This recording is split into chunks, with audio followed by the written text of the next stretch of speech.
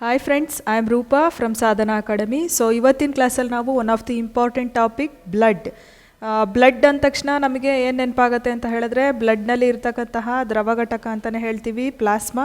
So ಈ plasma ಇರೋದ್ರಿಂದ ಏನಾಗುತ್ತೆ, ದೇಹದ ಒಂದು ಭಾಗದಿಂದ ಇನ್ನೊಂದು ಭಾಗಕ್ಕೆ ಸರಾಗವಾಗಿ ವಸ್ತುಗಳನ್ನು ಸಾಗಿಸೋಕ್ಕೆ ಹೆಲ್ಪ್ ಆಗುತ್ತೆ. ಅದೇ ರೀತಿ ಘನ ಘಟಕಗಳು ಮರಿಲೇಬಾರ್ದು, RBC, WBC ಮತ್ತು ಪ್ಲೇಟ್ಲೆಟ್ಸ್. ಹಾಗಾದರೆ ಈ ಬ್ಲಡ್ಡಿನ ಮೇಲೆ ಅಂದರೆ ಬ್ಲಡ್ ಅನ್ನೋ ಟಾಪಿಕ್ನ ಮೇಲೆ ಪ್ರೀವಿಯಸ್ ಎಕ್ಸಾಮ್ಸ್ಗಳಲ್ಲಿ ಅಂದರೆ ಇಂಪಾರ್ಟೆಂಟ್ ಎಕ್ಸಾಮ್ಸ್ಗಳಲ್ಲಿ ಇವಾಗ SD ಆಗಿರ್ಬೋದು, FDA ಆಗಿರ್ಬೋದು, PC, PSI up to KAS ವರ್ಗೂ ಏನೇನು ಕ್ವಶನ್ಸನ್ನು ಕೇಳಿದ್ದಾರೆ ಅನ್ನೋದನ್ನು ನಾವು ಇವಾಗ ಒನ್ ಬೈ ಒನ್ ಡಿಸ್ಕಸ್ ಮಾಡ್ತಾ ಹೋಗೋಣ. ನಮ್ಮ ಮೊದಲನೇ ಪ್ರಶ್ನೆ ಈ ರೀತಿಯಾಗಿದೆ: ಕೆಳಗಿನವುಗಳಲ್ಲಿ ರಕ್ತ ಹೆಪ್ಪುಗಟ್ಟುವುದಕ್ಕೆ ಕಾರಣವಾದುದು? ಎರಿಥ್ರೋಸೈಟ್ಸ್, ಬ್ಲಡ್ ಪ್ಲೇಟ್ಲೆಟ್ಸ್, ಮಾನೋಸೈಟ್ಸ್ ಮತ್ತು ಲಿಂಫೋಸೈಟ್ಸ್.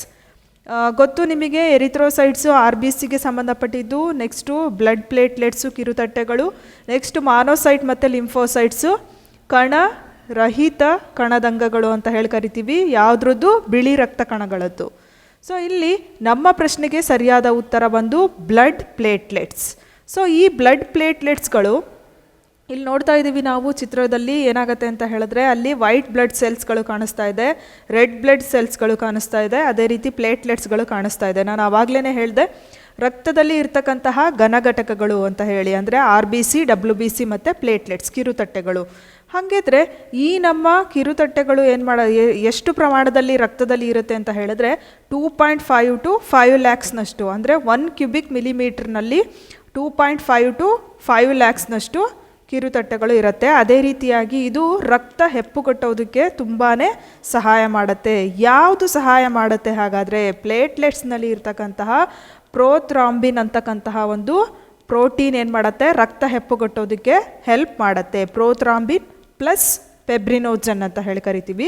ಕೆಲವೊಂದು ಎಕ್ಸಾಮ್ಗಳಲ್ಲಿ ರಕ್ತ ಹೆಪ್ಪುಗಟ್ಟುವುದಕ್ಕೆ ಪ್ಲೇಟ್ಲೆಟ್ಸ್ನಲ್ಲಿರುವ ಈ ಘಟಕ ಅಥವಾ ಈ ಅಂಶ ಪ್ರಮುಖವಾಗಿ ಕಾರ್ಯನಿರ್ವಹಿಸುತ್ತೆ ಅಂತ ಕೇಳಿದ್ರೆ ಅಲ್ಲೇನು ಬರುತ್ತೆ ಅಂತ ಹೇಳಿದ್ರೆ ಪ್ರೋಥ್ರಾಂಬಿನ್ ಕೊಟ್ಟಿರ್ತಾರೆ. ಕೆಲವೊಂದು ಎಕ್ಸಾಮ್ಗಳಲ್ಲಿ ಪ್ರೋಥ್ರಾಂಬಿನ್ ಮತ್ತು ಪೆಬ್ರಿನೋಜನ್ ಅಂತ ಕೊಟ್ಟಿರ್ತಾರೆ. ಪ್ರೋಥ್ರಾಂಬಿನ್ ಮತ್ತು ಪೆಬ್ರಿನೋಜನ್ ಎರಡೂ ಕೂಡ ಸರಿಯಾದ ಉತ್ತರ ಆಗುತ್ತೆ. ಸೊ ನಮ್ಮ ಪ್ರಶ್ನೆಗೆ ಸರಿಯಾದ ಉತ್ತರ ಬ್ಲಡ್ ಪ್ಲೇಟ್ಲೆಟ್ಸ್.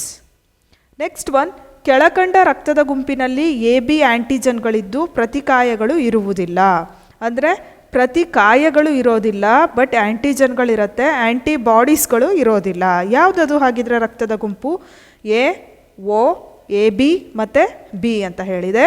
ನಮ್ಮ ಪ್ರಶ್ನೆಗೆ ಸರಿಯಾದ ಉತ್ತರ AB ಅಂತ ಹೇಳಿ ಕರಿತೀವಿ. ಅಂದರೆ ಆ AB ಎತ್ತಕ್ಕಂತಹ ಒಂದು ರಕ್ತದ ಘಟಕಗಳಲ್ಲಿ, ರಕ್ತದ ಗುಂಪಿನಲ್ಲಿ ಗೊತ್ತು ನಿಮಗೆ A ಇರುತ್ತೆ, B ರಕ್ತದ ಗುಂಪಿರುತ್ತೆ, AB ರಕ್ತದ ಗುಂಪಿರುತ್ತೆ, O ಪಾಸಿಟಿವ್ ಅಥವಾ O ನೆಗೆಟಿವ್ ರಕ್ತದ ಗುಂಪುಗಳು ಕಂಡುಬರುತ್ತೆ. ಸೊ ಇದರಲ್ಲಿ ಪ್ರಮುಖವಾಗಿ ಏನು ಮಾಡುತ್ತೆ ಅಂತ ಹೇಳಿದ್ರೆ ಆ್ಯಂಟಿಜನ್ ಮತ್ತು ಆ್ಯಂಟಿಬಾಡಿಗಳು ಪ್ರೆಸೆಂಟ್ ಇರುತ್ತೆ. ಆ್ಯಂಟಿಬಾಡಿಗಳು ಓನ್ಲಿ ಆ್ಯಂಟಿಬಾಡಿಗಳು ಪ್ರೆಸೆಂಟ್ ಇತ್ತು ಅಂತ ಹೇಳಿದ್ರೆ ಅದಕ್ಕೆ ನಾವು O ಪಾಸಿಟಿವ್ ಅಥವಾ O ನೆಗೆಟಿವ್ ರಕ್ತದ ಗುಂಪು ಅಂತ ಹೇಳಿ ಕರಿತೀವಿ. ಬಟ್ ಬರೀ ಆ್ಯಂಟಿಜನ್ಸ್ಗಳಿದ್ದು ಆ್ಯಂಟಿಬಾಡಿಗಳೇ ಇಲ್ಲ ಅನ್ನೋ ಒಂದು ರಕ್ತದ ಗುಂಪು AB ರಕ್ತದ ಗುಂಪು ಅಂತ ಹೇಳಿ ನಾವು ಕರಿತೀವಿ. ಸೊ ಇಲ್ಲೇನಾಗುತ್ತೆ ಅಂತ ಹೇಳಿದ್ರೆ AB ಪಾಸಿಟಿವ್ ಅಂತಕ್ಕಂತಹ ರಕ್ತದ ಗುಂಪನ್ನು ಏನಂತ ಕರೀತಾರೆ ಅಂತ ಹೇಳಿದ್ರೆ ಸಾರ್ವತ್ರಿಕ ಸ್ವೀಕಾರಿ. ಅಂದರೆ AB ಪಾಸಿಟಿವ್ ರಕ್ತದ ಗುಂಪನ್ನು ಹೊಂದಿರತಕ್ಕಂತಹ ವ್ಯಕ್ತಿಗೆ ಆಘಾತವಾದಾಗ ಅಥವಾ ಆಕ್ಸಿಡೆಂಟ್ ಆದಾಗ ಅಥವಾ ಅವನ ದೇಹಕ್ಕೆ ರಕ್ತ ನೀಡಿದ್ದಾಗ ಏನಾಗುತ್ತೆ ಅಂತ ಹೇಳಿದ್ರೆ ಆ ವ್ಯಕ್ತಿ O positive, O negative, AB negative ಈ ಎಲ್ಲ ರಕ್ತದ ಗುಂಪುಗಳಿಂದ ಏನು ಮಾಡ್ಬೋದು, ರಕ್ತವನ್ನು ಸ್ವೀಕಾರ ಮಾಡ್ಬೋದು. ಆದ್ದರಿಂದ AB ಪಾಸಿಟಿವ್ಗೆ ಏನಂತ ಕರೀತಾರೆ? ಸಾರ್ವತ್ರಿಕ ಸ್ವೀಕಾರಿ ಅಂತ ಹೇಳಿ ಕರೀತಾರೆ. ನೆಕ್ಸ್ಟ್ ಹಾಗಿದ್ರೆ ಇದಕ್ಕೆ ಡೆಡ್ ಅಪೋಸಿಟ್ ಒಂದು ಇರಲೇಬೇಕಲ್ವ ರಕ್ತದ ಗುಂಪು, O ನೆಗೆಟಿವ್. ಸೊ ಇದು O ನೆಗೆಟಿವ್ ಏನು ಅಂತ ಹೇಳ್ತೀವಿ ಅಂತ ಹೇಳಿದ್ರೆ ಸಾರ್ವತ್ರಿಕ ದಾನಿ ಅಂತ ಹೇಳಿ ಕರಿತೀವಿ. ಅಂದರೆ ಹ್ಯಾಸ್ ಇಟ್ ಈಸ್ ಈ AB ಪಾಸಿಟಿವ್ ಏನು ಮಾಡ್ತಿತ್ತು, ಉಳಿದೆಲ್ಲ ರಕ್ತದ ಗುಂಪುಗಳನ್ನು ಸ್ವೀಕಾರ ಮಾಡ್ತಾ ಇತ್ತು.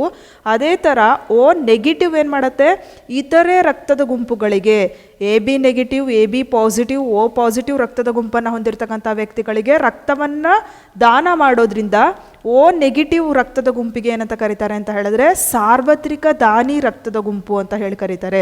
ವಾಟ್ ಅಬೌಟ್ ಅದರ್ ಟು ಅಂತ ಹೇಳಿ ನೋಡೋದಾದರೆ AB ನೆಗೆಟಿವ್ ಪ್ರಪಂಚದಲ್ಲೇ ಅತಿ ಕಡಿಮೆ ಸಿಗ್ತಕ್ಕಂತಹ ಒಂದು ರಕ್ತದ ಗುಂಪು. ನೆಕ್ಸ್ಟು ಅತಿ ಹೆಚ್ಚು ಸಿಗ್ತಕ್ಕಂತಹ ರಕ್ತದ ಗುಂಪು ಯಾವುದಾಗಿದ್ರೆ O ಪಾಸಿಟಿವ್. ಅಂದರೆ ಓ ಪಾಸಿಟಿವ್ ಪ್ರಪಂಚದಲ್ಲೇ ಅತಿ ಹೆಚ್ಚು ಸಿಗ್ತಕ್ಕಂತಹ ರಕ್ತದ ಗುಂಪು, ಎ ಬಿ ನೆಗೆಟಿವ್ ಪ್ರಪಂಚದಲ್ಲೇ ಅತಿ ಕಡಿಮೆ ಸಿಗ್ತಕ್ಕಂತಹ ರಕ್ತದ ಗುಂಪು. ಅದೇ ರೀತಿಯಾಗಿ ಎ ಬಿ ಪಾಸಿಟಿವ್ ಸಾರ್ವತ್ರಿಕ ಸ್ವೀಕಾರಿ, ಓ ನೆಗೆಟಿವ್ ಸಾರ್ವತ್ರಿಕ ದಾನಿ ಅಂತ ಹೇಳಿ ಕರಿತೀವಿ. ಸೊ ನಮ್ಮ ಪ್ರಶ್ನೆಗೆ ಸರಿಯಾದ ಉತ್ತರ ಆಪ್ಷನ್ ಸಿ, ಎ ಬಿ ಅಂತ ಹೇಳಿ ಕರಿತೀವಿ. ಎ ಬಿ ರಕ್ತದ ಗುಂಪಿನಲ್ಲಿ ಆ್ಯಂಟಿಜನ್ಸ್ಗಳು ಪ್ರೆಸೆಂಟ್ ಇರುತ್ತೆ, ಆ್ಯಂಟಿಬಾಡಿಗಳು ಅಂದರೆ ಪ್ರತಿಕಾಯಗಳು ಆಬ್ಸೆಂಟ್ ಆಗಿರುತ್ತೆ. ಸೊ ಇಲ್ಲಿ ನೋಡ್ತಾ ಇದ್ದೀವಿ ನಾವು antigen antibody, antigen antibody. A ರಕ್ತದ ಗುಂಪಿನಲ್ಲಿ ಎ ಆ್ಯಂಟಿಜನ್ ಇರುತ್ತೆ, ಆ್ಯಂಟಿಬಾಡಿ ಬಿ ಇರುತ್ತೆ. ಬಿ ರಕ್ತದ ಗುಂಪಿನಲ್ಲಿ ಬಿ ಆ್ಯಂಟಿಜನ್ ಇರುತ್ತೆ, ಬಟ್ ಆ್ಯಂಟಿಬಾಡಿ ಎ ಇರುತ್ತೆ, ಅಪೋಸಿಟ್. ನೆಕ್ಸ್ಟು ಎ ಬಿನಲ್ಲಿ ಆ್ಯಂಟಿಜನ್ ಎ ಆ್ಯಂಟಿಜನ್ ಬಿ ಇರುತ್ತೆ, ನಾವೀಗ ಡಿಸ್ಕಸ್ ಮಾಡಿದಂತಹ ನಮ್ಮ ಪ್ರಶ್ನೆಗೆ ಸರಿಯಾದ ಉತ್ತರ. ಬಟ್ ಆ್ಯಂಟಿಬಾಡಿಗಳು ಇರೋದಿಲ್ಲ. ಸೊ ಅದಕ್ಕೆ ಎ ಬಿ ರಕ್ತದ ಗುಂಪು ಅಂತೇಳಿ ನಾವು ಕರಿತೀವಿ. ನೆಕ್ಸ್ಟ್ ಓ ರಕ್ತದ ಗುಂಪು. ಓ ರಕ್ತದ ಗುಂಪಿನಲ್ಲಿ ಆ್ಯಂಟಿಜನ್ಸ್ಗಳೇ ಪ್ರೆಸೆಂಟ್ ಇರಲ್ಲ. ನಾವು ಜಸ್ಟ್ ಡಿಸ್ಕಸ್ ಮಾಡಿದ ಹಾಗೇ ಇವಾಗ ಪ್ರೀವಿಯಸ್ ನಾವು ಸ್ಲೈಡಲ್ಲಿ ಡಿಸ್ಕಸ್ ಮಾಡಿದ್ವಿ. ಸೊ ಅಲ್ಲೇನಾಗುತ್ತೆ, ಆ್ಯಂಟಿಜನ್ ಏನೂ ಇರೋದಿಲ್ಲ, ಆ್ಯಂಟಿಜನ್ ಬಿನೂ ಇರೋದಿಲ್ಲ, ಬದಲಾಗಿ ಆ್ಯಂಟಿಬಾಡಿ ಪ್ರೆಸೆಂಟ್ ಇರುತ್ತೆ. Antibody A antibody be present ಇರುತ್ತೆ. ಅದಕ್ಕೆ ನಾವು ಓ ರಕ್ತದ ಗುಂಪು ಅಂತೇಳಿ ಕರಿತೀವಿ. ಈ ಫ್ಲೋ ಚಾರ್ಟನ್ನು ಕರೆಕ್ಟಾಗಿ ನೋಡಿಕೊಂಡ್ರೆ ಈಸಿಯಾಗಿ ನಾವು ರಿಮೆಂಬರ್ ಮಾಡ್ಕೋಬೋದು exam oriented. So the next one, ಕೆಳಕಂಡ ವಿಟಮಿನ್ಗಳಲ್ಲಿ ರಕ್ತ ಹೆಪ್ಪುಗಟ್ಟುವಿಕೆಗೆ ಸಹಾಯಕವಾದುದು. Vitamin B, vitamin K, vitamin C, vitamin D. So ಇಲ್ಲೇನಾಗುತ್ತೆ ಅಂತ ಹೇಳಿದ್ರೆ ವಿಟಮಿನ್ ಬಿ ಕೊಟ್ಟಿದ್ದಾರೆ, ಕೆ ಕೊಟ್ಟಿದ್ದಾರೆ, ಸಿ ಕೊಟ್ಟಿದ್ದಾರೆ, ಡಿ ಕೊಟ್ಟಿದ್ದಾರೆ. ಸೊ ಡಿ ಕ್ಯಾಲ್ಸಿಫೆರಾಲ್ ಅಂತೇಳಿ ಕರಿತೀವಿ. ವಿಟಮಿನ್ ಸಿ ಏನಾಗುತ್ತೆ ಅಂತ ಹೇಳಿದ್ರೆ ಅದಕ್ಕೆ ಆಸ್ಕಾರ್ಬಿಕ್ ಆ್ಯಸಿಡ್ ಅಂತ ಹೇಳಿ ಕರಿತೀವಿ. Next vitamin K phylloquinone, scientific name of these vitamins. Next vitamin B thiamine ಅಂಥೇಳಿ ಕರಿತೀವಿ. ರೆಟಿನಾಲ್ ವಿಟಮಿನ್ ಎನ ಸೈಂಟಿಫಿಕ್ ನೇಮ್, ವೈಜ್ಞಾನಿಕ ಹೆಸರು. ಸೊ ನಾವು ನಮ್ಮ ಪ್ರಶ್ನೆಗೆ ಸರಿಯಾದ ಉತ್ತರವನ್ನು ನೋಡೋದಾದರೆ ವಿಟಮಿನ್ ರಕ್ತ ಹೆಪ್ಪುಗಟ್ಟುವಿಕೆಗೆ ಕಾರಣವಾದುದು ವಿಟಮಿನ್ ಕೆ ಅಂತ ಹೇಳಿ ಕರಿತೀವಿ. ಸೊ ಇಲ್ಲಿ function of vitamin K helps the blood clotting, ಅಂದರೆ ರಕ್ತ ಹೆಪ್ಪುಗಟ್ಟೋದಕ್ಕೆ ಏನು ಮಾಡುತ್ತೆ, ಸಹಾಯ ಮಾಡುತ್ತೆ. ಫಾರ್ ಎಕ್ಸಾಂಪಲ್, ಇವಾಗ ನಮಗೆ ಏನೋ ಚಿಕ್ಕದಾದಂತಹ ಗಾಯ ಆಗಿದೆ, ಕೈಯಲ್ಲೋ ಕಾಲಲ್ಲೋ, ಅಥವಾ ನಾವೇನೋ ತರಕಾರಿ ಕಟ್ ಮಾಡಬೇಕಾದ್ರೆ ಅಲ್ಲಿ ಏನಾಗುತ್ತೆ ಅಂತ ಹೇಳಿದ್ರೆ ಸ್ವಲ್ಪ ಹೊತ್ತು ರಕ್ತ ಹೋಗುತ್ತೆ, ಆಮೇಲೆ ಸ್ಟಾಪ್ ಆಗಿಬಿಡತ್ತೆ. ಸೊ ಅದಕ್ಕೆ ನಾವೇನು ಮಾಡ್ತೀವಿ, ಟರ್ಮರಿಕ್ ಪೌಡ್ರ್ ಹಾಕ್ತೀವಿ, ಎಲ್ಲ ಮಾಡ್ತೀವಿ. ಬಟ್ ಫಸ್ಟ್ ಏಡ್ ಏನು ಮಾಡ್ಕೋತೀವಿ. ದೊಡ್ಡದಾಗಿ ಗಾಯ ಆಗಿತ್ತು ಅಂತ ಹೇಳಿದ್ರೆ ಆ ಕೆಲವೊಬ್ಬ ವ್ಯಕ್ತಿಗಳಲ್ಲಿ ಏನಾಗುತ್ತೆ ಅಂತ ಹೇಳಿದ್ರೆ ಈ ಹಿಮೋಫಿಲಿಯಾ ಇರ್ತಕ್ಕಂಥ ವ್ಯಕ್ತಿಗಳಲ್ಲಿ ಅಲ್ಲೇನಾಗುತ್ತೆ, ರಾಯಲ್ ಡಿಸೀಸ್ ಅಂತಲೇ ಕರಿತೀವಿ ನಾವು. ಅಂದರೆ ಶ್ರೀಮಂತ ವರ್ಗದ ಕುಟುಂಬಗಳಿಗೆ ಬರ್ತಕ್ಕಂತಹ ಒಂದು ರೋಗ ಅಂತೇಳಿ ಕರಿತೀವಿ. ಸೊ ಅಲ್ಲೇನಾಗುತ್ತೆ, ಬ್ಲಡ್ ಸುಮ್ಮನೆ ಹರಿತಾನೆ ಇರುತ್ತೆ, ಬ್ಲಡ್ ಕ್ಲಾಟ್ ಆಗೋದೇ ಇಲ್ಲ, due to the deficiency of this vitamin ಅಂತೇಳಿ ಕರಿತೀವಿ ನಾವು. Because helps the blood clotting, ರಕ್ತ ಹೆಪ್ಪುಗಟ್ಟೋದಕ್ಕೆ ಏನು ಮಾಡುತ್ತೆ ಅಂತ ಹೇಳಿದ್ರೆ ಸಹಾಯವನ್ನು ಮಾಡ್ತಕ್ಕಂತಹ ವಿಟಮಿನ್ ಕೆ ಅಂತ ಹೇಳಿ ಕರಿತೀವಿ. ವಿಟಮಿನ್ ಕೆನ ಸೈಂಟಿಫಿಕ್ ನೇಮ್ ಬಂದು ಫಿಲ್ಲೋಕ್ವಿನಿನ್ ಅಂತ ಹೇಳಿ ಕರಿತೀವಿ.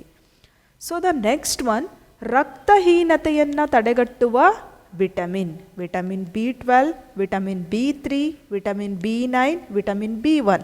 ಸೊ ನಮಗೇನು ಗೊತ್ತಿರುತ್ತೆ ಅಂತ ಹೇಳಿದ್ರೆ A B C D E K ಇಷ್ಟು ವಿಟಮಿನ್ಸ್ಗಳು very very important, exam oriented ಅಂತ ನಾವು ಓದಿರ್ತೀವಿ. ಬಟ್ ವಿಟಮಿನ್ ಬಿನಲ್ಲೇ ಏನಾಗುತ್ತೆ ಅಂತ ಹೇಳಿದ್ರೆ ವಿಟಮಿನ್ ಬಿ1 ಇರುತ್ತೆ, ಬಿ3 ಇರುತ್ತೆ, ಬಿ4, ಬಿ5, ಬಿ7, ಬಿ9 ಮತ್ತು ಬಿ12 ಅಂತ ಇರುತ್ತೆ.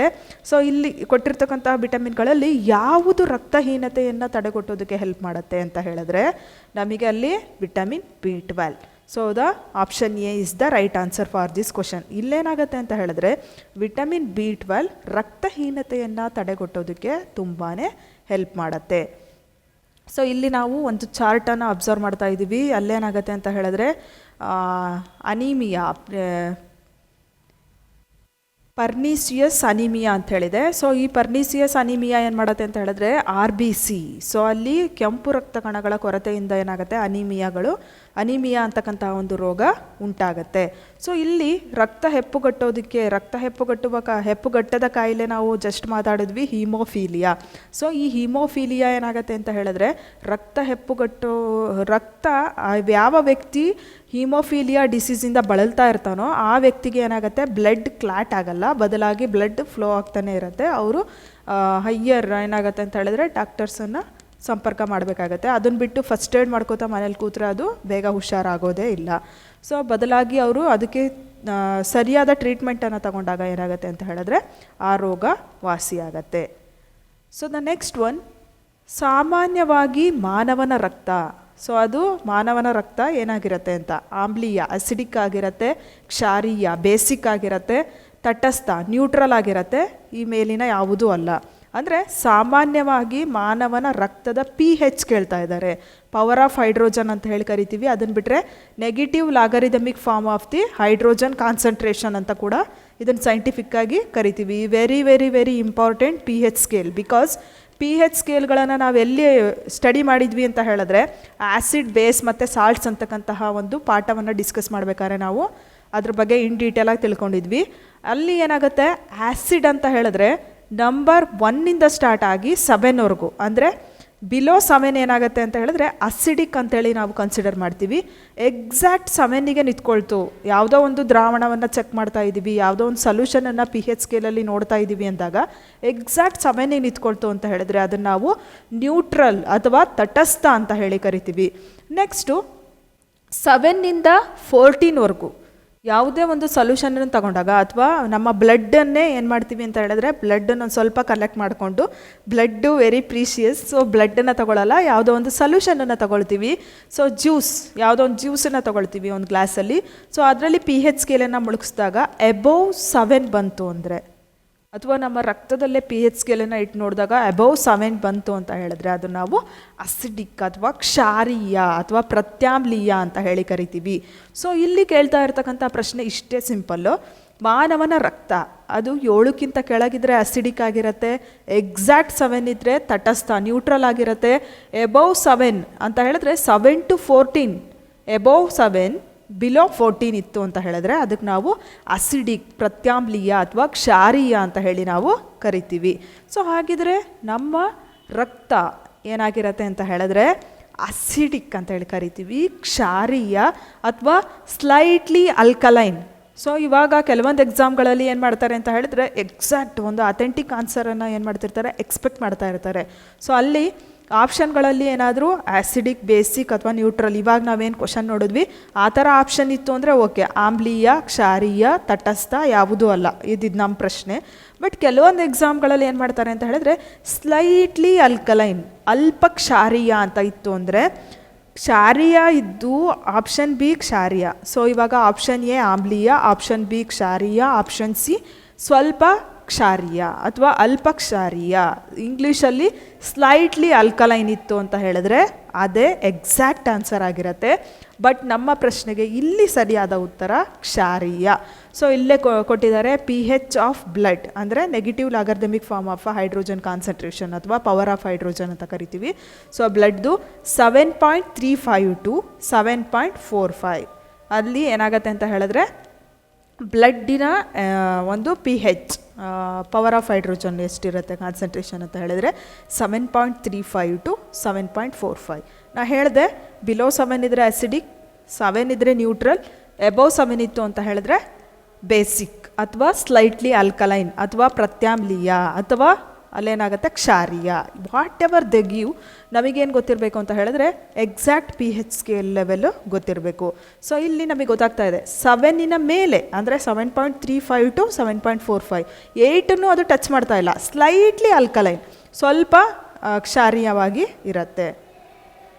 ಸೊ ದ ನೆಕ್ಸ್ಟ್ ಒನ್, ಮಾನವನ ಶರೀರದಲ್ಲಿ ಕೊಲೆಸ್ಟ್ರಾಲ್ ಇರುವುದು. ಕೊಲೆಸ್ಟ್ರಾಲ್ ಎಲ್ಲಿರುತ್ತೆ?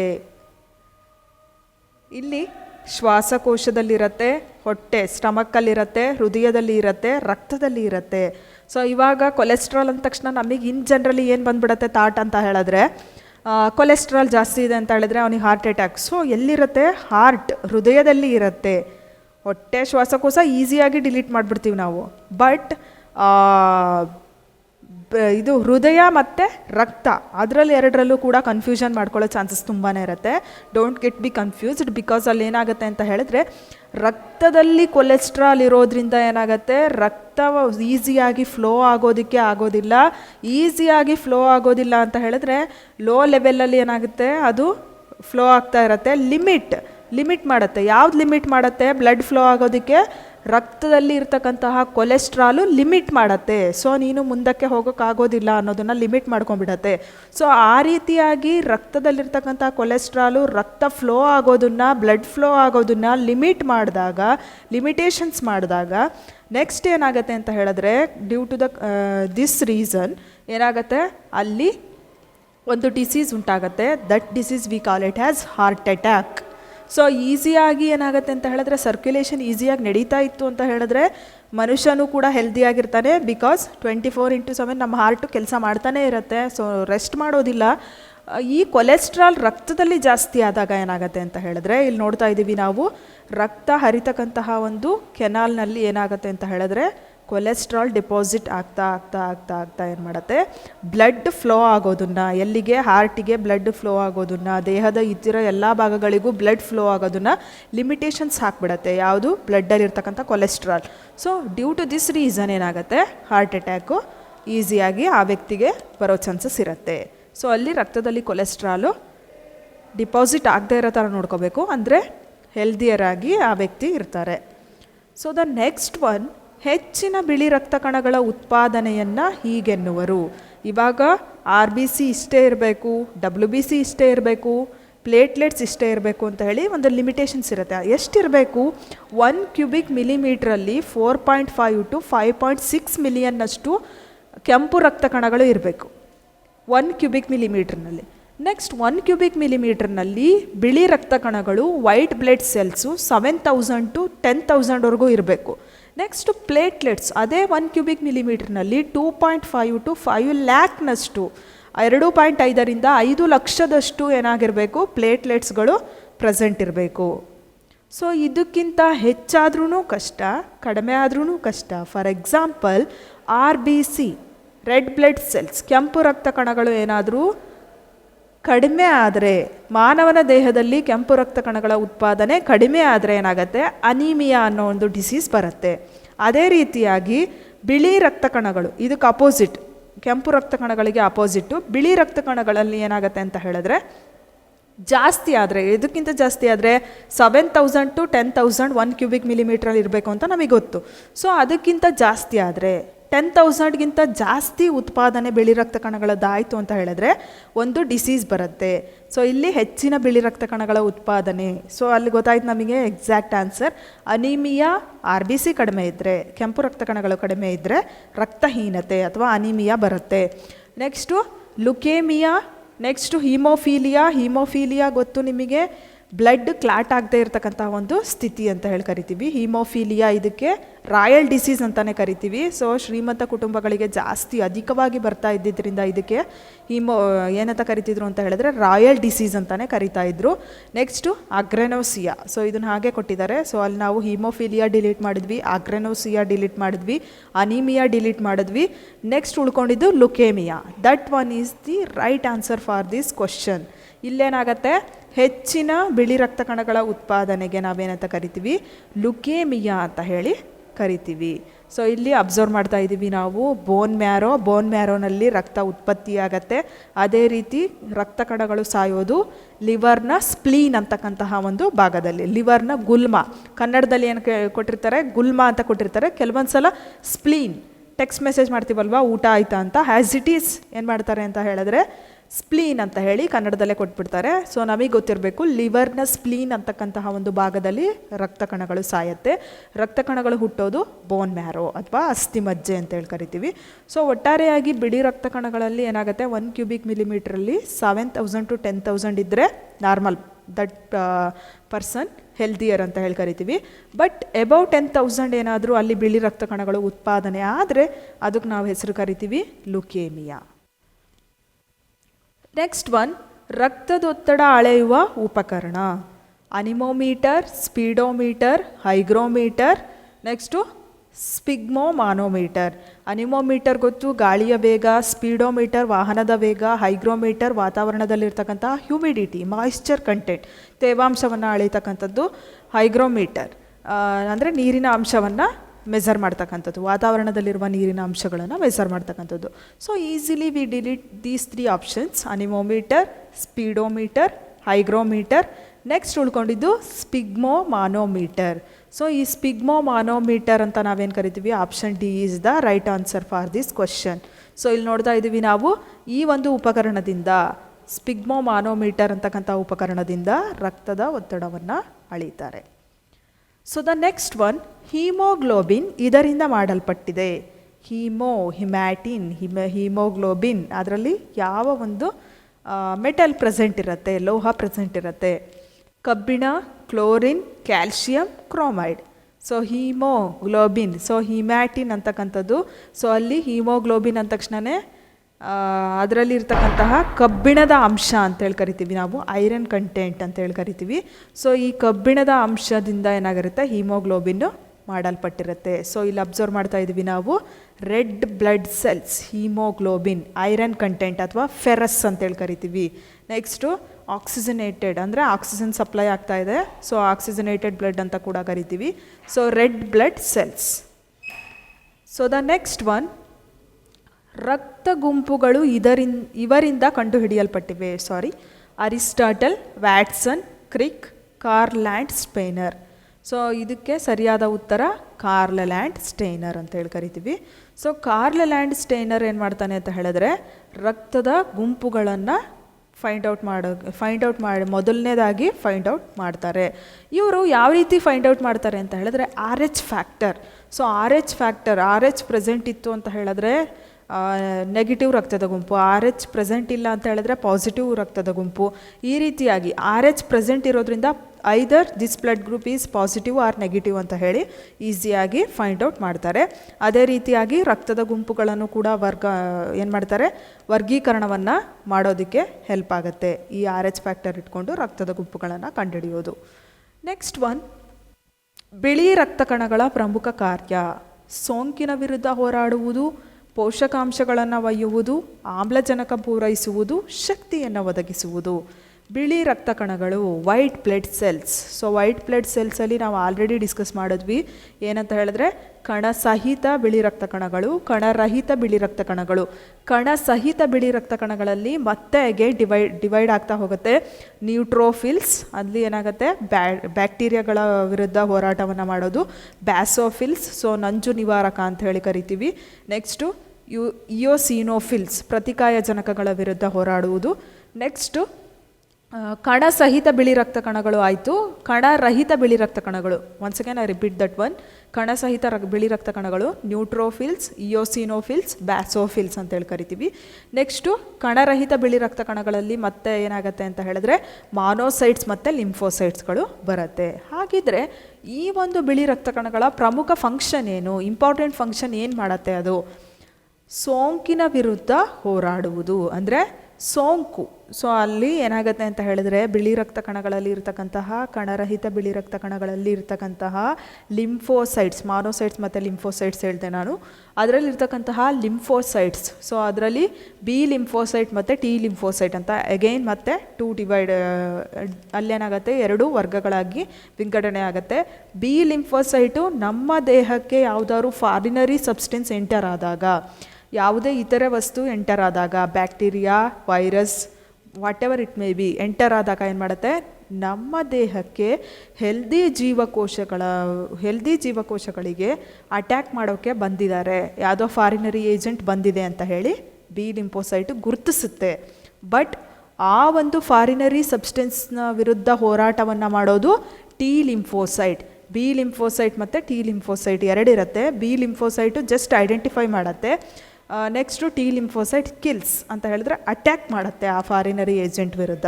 ಸೊ ಆದ್ದರಿಂದ ಬಿಳಿ ರಕ್ತ ಕಣಗಳಲ್ಲಿ ಪ್ರಮುಖವಾಗಿ ಇರತಕ್ಕಂತಹ ಕಾರ್ಯ ಏನಂದರೆ ಸೋಂಕಿನ ವಿರುದ್ಧ ಹೋರಾಟವನ್ನು ಮಾಡೋದು. ಸೊ ಇಲ್ಲಿ ನೋಡ್ತಾ ಇದ್ದೀವಿ ನಾವು blood cells type. So neutrophils ಇದೆ, ಇಯೋಸಿನೋಫಿಲ್ಸ್ ಇದೆ, ಬ್ಯಾಸೋಫಿಲ್ಸ್ ಇದೆ. ಸೊ ಇಷ್ಟು ಕೂಡ ಕಣ ಸಹಿತ ಬಿಳಿ ರಕ್ತ ಕಣಗಳು. ನೆಕ್ಸ್ಟ್ ಕಣರಹಿತ ಬಿಳಿ ರಕ್ತ ಕಣಗಳಲ್ಲಿ ಮಾನೋಸೈಟ್, ಬಿ ಲಿಂಫೋಸೈಟ್ಸ್, ಟಿ ಲಿಂಫೋಸೈಟ್ಸ್. ಅಂದರೆ ಮಾನೋಸೈಟ್ಸ್ ಮತ್ತು ಲಿಂಫೋಸೈಟ್ಸು ಕಣರಹಿತ ಬಿಳಿ ರಕ್ತ ಕಣಗಳು ಅಂಥೇಳಿ ನಾವು ಕರಿತೀವಿ. ಇದಿಷ್ಟು ಮಾತಾಡ್ತಾ ಇರೋದು only white blood cells. White blood ಸೆಲ್ಸಲ್ಲಿ ಗ್ರ್ಯಾನಿಯೋಸೈಟ್ ಮತ್ತು ಎ ಗ್ರ್ಯಾನಿಯೋಸೈಟ್ಸ್ ಅಂತ ಬರುತ್ತೆ. ಗ್ರ್ಯಾನಿಯೋಸೈಟ್ಸಲ್ಲಿ ನ್ಯೂಟ್ರೋಫಿಲ್ಸ್, ಇಯೋಸಿನೋಫಿಲ್ಸ್, ಬ್ಯಾಸೋಫಿಲ್ಸ್ ಬರುತ್ತೆ. ನೆಕ್ಸ್ಟ್ ಎ ಗ್ರ್ಯಾನಿಯೋಸೈಟ್ಸಲ್ಲಿ ಮಾನೋಸೈಟ್, ಲಿಂಫೋಸೈಟ್ ಬರುತ್ತೆ. ಮತ್ತು ಲಿಂಫೋಸೈಟ್ಸಲ್ಲಿ ಬಿ ಲಿಂಫೋಸೈಟ್ಸ್ ಮತ್ತು ಟಿ ಲಿಂಫೋಸೈಟ್ಸು ಪ್ರೆಸೆಂಟ್ ಇರುತ್ತೆ. ಸೊ ದ ನೆಕ್ಸ್ಟ್ ಒನ್, ಯಾವ ರಕ್ತದ ಗುಂಪು ಸಾರ್ವತ್ರಿಕ ದಾನಿ? ಸೊ ಇದನ್ನು ನಾವು ಆಲ್ರೆಡಿ ಡಿಸ್ಕಸ್ ಮಾಡಿದ್ದೀವಿ. ಸೊ ಇಲ್ಲಿ ಜಸ್ಟ್ ಗ್ಲಾನ್ಸ್ ಮಾಡ್ತಾ ಹೋಗಬೇಕು. ಆಲ್ರೆಡಿ ನೀವು ಗೆಸ್ ಮಾಡಿದ್ದೀರಾ ಅನ್ಕೊತೀನಿ. ಯಾವ ರಕ್ತದ ಗುಂಪನ್ನು ಯೂನಿವರ್ಸಲ್ ಡೋನಾರ್ ಅಂತ ಹೇಳಿ ಕರಿತೀವಿ? ಓ. ಇಲ್ಲಿ ಓ ಅಂತ ಕೊಟ್ಟಿದ್ರೆ ಓಕೆ. ಅಕಸ್ಮಾತ್ ಓ ಆಪ್ಷನ್ ಸಿನಲ್ಲಿ ಕೊಟ್ಟು ಓ ನೆಗೆಟಿವ್ ಆಪ್ಷನ್ ಡಿನಲ್ಲಿ ಕೊಟ್ಟಿದ್ರೆ just we go for option D, because exact authentic answer is O negative. O ನೆಗೆಟಿವ್ನ ಯೂನಿವರ್ಸಲ್ ಡೋನಾರ್ ಅಂತ ಹೇಳಿ ಕರಿತೀವಿ. ಯೂನಿವರ್ಸಲ್ ರೆಸಿಪಿಯೆಂಟ್ ಅಂತ ಹೇಳಿ ಯಾವುದನ್ನು ಕರಿತೀವಿ? ಓ ಎ ಬಿ ಪಾಸಿಟಿವ್ ಅಂತ ಹೇಳಿ ಕರಿತೀವಿ. ಅಂದರೆ ಸಾರ್ವತ್ರಿಕ ಸ್ವೀಕಾರಿ ಗುಂಪು ಎ ಬಿ ಪಾಸಿಟಿವ್, ಸಾರ್ವತ್ರಿಕ ದಾನಿ ಗುಂಪು ಓ ನೆಗೆಟಿವ್. ನೆಕ್ಸ್ಟು ಪ್ರಪಂಚದಲ್ಲಿ ಅತಿ ಹೆಚ್ಚು ಸಿಗೋದು ಓ ಪಾಸಿಟಿವ್, ಪ್ರಪಂಚದಲ್ಲಿ ಅತಿ ಕಡಿಮೆ ಸಿಗೋದು ಎ ಬಿ ನೆಗೆಟಿವ್. ಇಷ್ಟು ಗೊತ್ತಿದ್ರೆ ಈಸಿಯಾಗಿ ನಾವು ಎಕ್ಸಾಮಲ್ಲಿ ಈ ಕ್ವಶನನ್ನು ಫೈಂಡ್ ಔಟ್ ಮಾಡ್ಬೋದು, ಅಥವಾ ಈಸಿಯಾಗಿ ನಾವು ಆನ್ಸರನ್ನು ಫೈಂಡ್ ಔಟ್ ಮಾಡೋದಕ್ಕೆ ಹೆಲ್ಪ್ ಆಗುತ್ತೆ. ಸೊ ಇಲ್ಲಿ ಬ್ಲಡ್ ಟೈಪ್ ಕಂಪ್ಯಾಟಿಬಿಲಿಟಿ. ಸೊ ಈ ಒಂದು ಚಾರ್ಟನ್ನು ನೋಡಿದ್ರೆ ಸೊ ಇಲ್ಲಿ ಗೊತ್ತಾಗ್ತಿದೆ ನಮಗೆ ಎ ಪಾಸಿಟಿವ್ಗೆ ಎ ಪಾಸಿಟಿವ್, ಬಿ ಪಾಸಿಟಿವ್ ಇದನ್ನು ಆ ರಕ್ತದ ಗುಂಪಿನವ್ರಿಗೆ ಕೊಡ್ಬೋದು. Next recessives A positive, A negative, O positive, O negative ಇರುತ್ತೆ. ಸೊ ಇದೇ ರೀತಿಯಾಗಿ ನಾವು ಅಷ್ಟು ಫ್ಲೋ ಚಾರ್ಟನ್ನು ಈಸಿಯಾಗಿ ನೋಡಿಕೊಂಡ್ರೆ ಎಕ್ಸಾಮಲ್ಲಿ ಈಸಿಯಾಗಿ ಯಾವುದೇ ಕ್ವಶನ್ ಬರಲಿ ಅಥವಾ ಯಾವುದೇ ರಕ್ತದ ಗುಂಪಿನ ಬಗ್ಗೆ ಪ್ರಶ್ನೆ ಬಂದ್ರೂ ಕೂಡ ಈಸಿಯಾಗಿ ನಾವು ಅದಕ್ಕೆ ಆನ್ಸರನ್ನು ಫೈಂಡ್ ಔಟ್ ಮಾಡ್ಬೋದು. So this is all about blood.